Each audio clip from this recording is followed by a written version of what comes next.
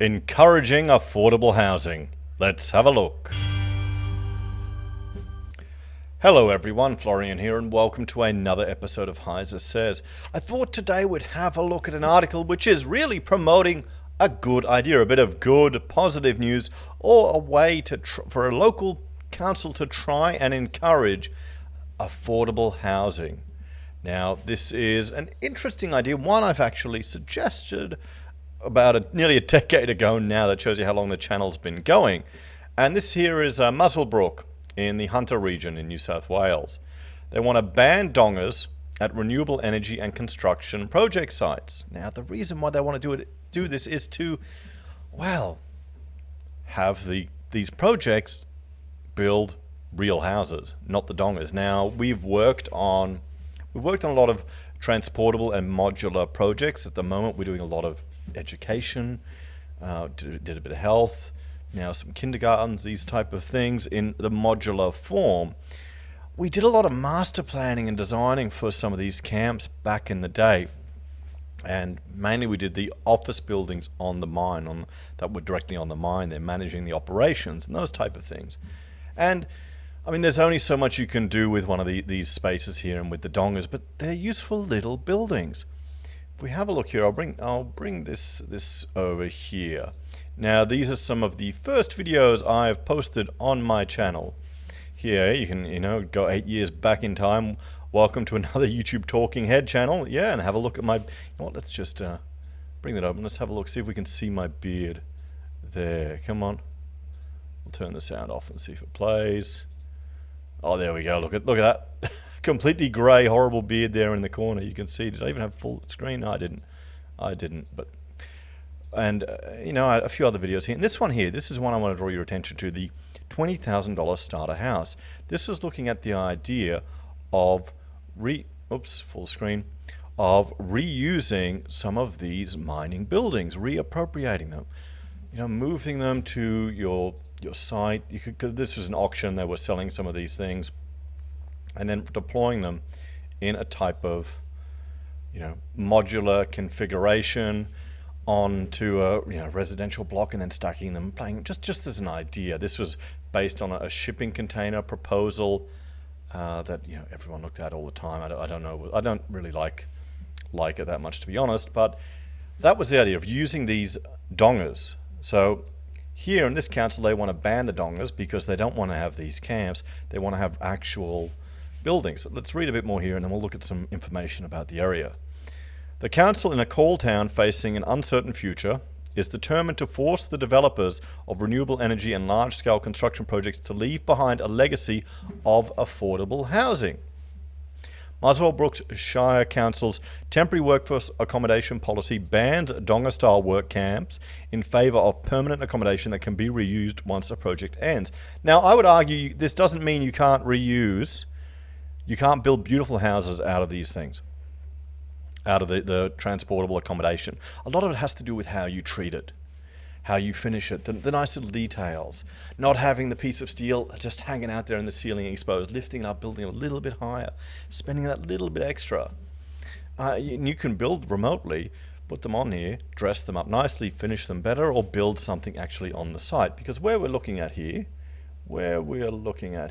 is, and here we go, we've got Muswellbrook. It's not that far from Newcastle, and this is some of the ABS stats that we'll look at here. You've got 16,000 people, 4,200 families, 7,298 private dwellings. And we'll have a look here. I mean, population, slightly more men than women. You've got, there you go, significantly larger Indigenous population compared to the statistical average of the state. And Indigenous status not stated. But there you go, 11%, 11.7%. And here we have the age breakdown, marital status. So we get a bit of a feel for this space. The council is expecting almost 4,000 temporary workers to pass through in the next decade to work on renewable energy projects and the demolition of the retired Little Power Station. Mayor Jeff Drayton said integrating temporary workers into local life would be critical, so the policy also included a ban on any wet mess facilities for alcohol consumption. We did one project where it was a really remote, I think a facility in South Australia where they were decommissioning the wet mess. A lot of the time, these people who live out of town in that donga-style accommodation, they don't assimilate or come into town. So the town doesn't get any financial benefit, he said. Well, yeah, I mean, you're living away from it. We'll have a look here. This is the current Google Earth of the town here. Do we have... Oh, you've got some housing here. I'm wondering if that's... Is it housing? No, it's industrial. It's an industrial area. Servicing, the large coal mines that we have here. There we go. And if we look at the town... I mean, let's just visit remotely. Where do you want to jump in? Let's pick a street. How about right here? Right here. So, it's a typical little mining town, essentially. There you go, one sold. These little houses. I remember when I went up to Marimba in northern Queens or central Queensland, or not central South Queensland. There you go. I mean, look at that. Nice little old cottages. Nothing wrong with it. So that's not what we're about here. If we're hosting them, they're using our roads, they're using our facilities, our services, we see the community should benefit. Yeah, there's nothing... Perfectly sensible approach. This is a local community that is seeing all this work happen here, and this is probably one of the ways to ensure that the community gets benefits. You don't want them drinking at the mess, do you? I wonder what the challenge is going to be for those projects. The council wants the villagers to build villages built to house temporary workers to eventually be reused as affordable housing, aged care, and tourism accommodation. The Upper Hunter Homeless Support General Manager Mary Sopra said an increase in the affordable housing stock was desperately needed. Let's have a look here. I've got the map up. I've gone to realestate.com. Let's check out some of the rental prices there at the moment. Let's see here. What do we have here? There you go. 520. Ooh, boy. For a 3-bed, $520. 550 for a unit for rent. 330 for a 2-bed, 1-bath, 1-car little unit. $420 for a 3-bed, 1-bath, no garage house. 440 for a 3-bed. So can you get anything below 400? There you go. 2-bed. 365, 380, 440. So there's not much here. We go down here in the southern part of the town. What do we got here? 580 for a 4-bedder.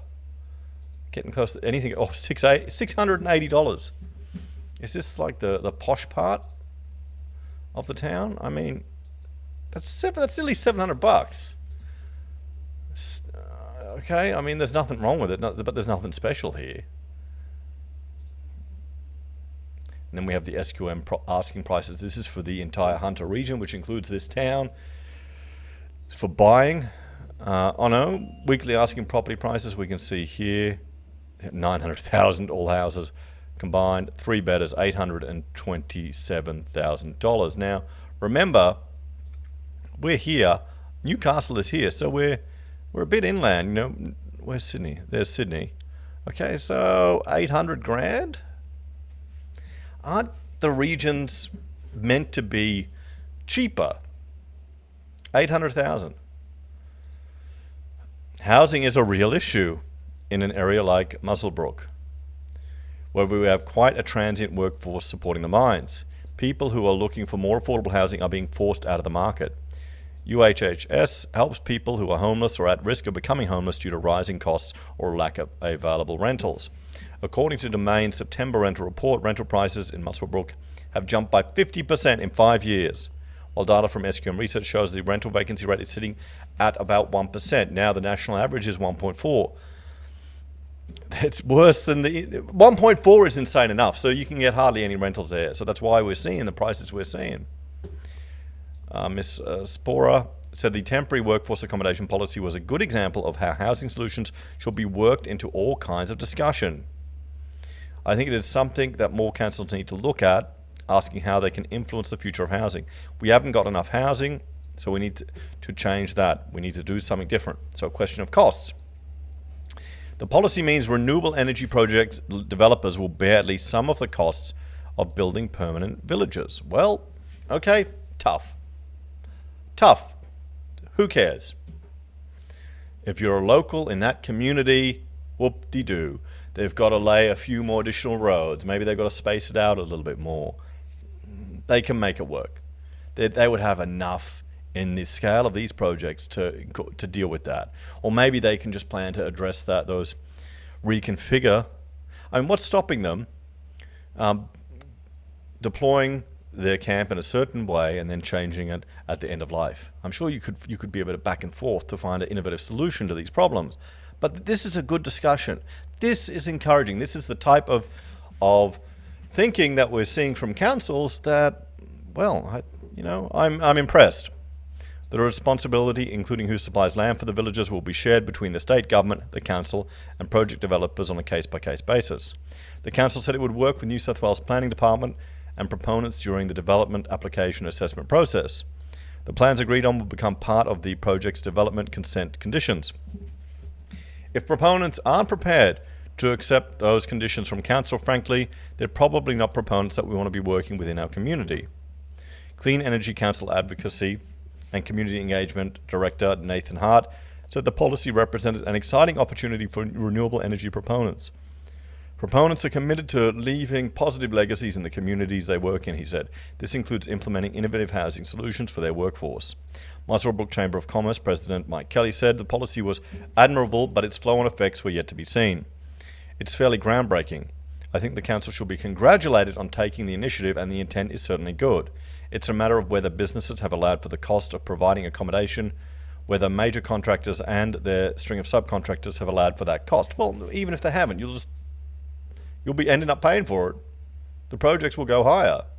There's ways to reconfigure these things and this accommodation to make it all work, everyone. It's not the end of the world. I think this is a good idea. Let's have a look here. What else? Anything else that I want to look at? Nope, we've looked at that. We've looked at the SQM. And I'll put a link to this this video here if you're interested in that. So let's have a bit of a chat about this one. I think this is a positive and encouraging move. You've got an agenda, a government pushing these type of projects, and we need to see every little thing like this as an opportunity to get more supply onto the market. Okay, sure, there may be an additional cost to these projects. I think that's irrelevant in the long term. Honestly, the legacy of additional housing in a community like this might have a better impact environmentally than some of these projects. Just think about that. Anyway, let me know your thoughts and opinions on this one. Take care, guys, and I'll see you next time. Bye for now.